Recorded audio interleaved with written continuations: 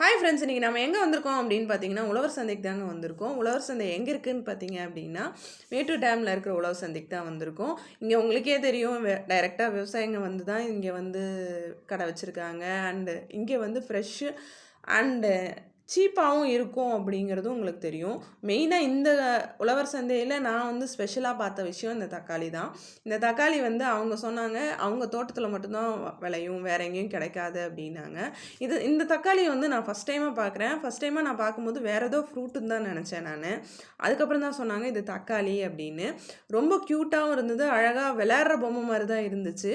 எனக்கு பார்க்கும்போது அப்படி தான் ஃபஸ்ட் டைம் தெரிஞ்சுது. அண்ட் ரொம்ப நல்லா இருந்தது. எங்கள் வீட்டுக்கும் நான் வாங்கினேன் இதை. ரொம்ப நல்லா இருந்துச்சு. இதில் தக்காளி சாஸு, ஜாம் இந்த மாதிரி இதெல்லாம் செஞ்சோம் ரொம்ப டேஸ்ட்டாகவும் இருக்கும் அப்படின்னு சொன்னாங்க. ஸோ நீங்கள் ஏதாவது இந்த தக்காளியை வந்து வேறு எங்கேயா பார்த்துருந்தீங்கன்னா கமெண்ட் பாக்ஸில் கண்டிப்பாக கமெண்ட் பண்ணுங்கள்.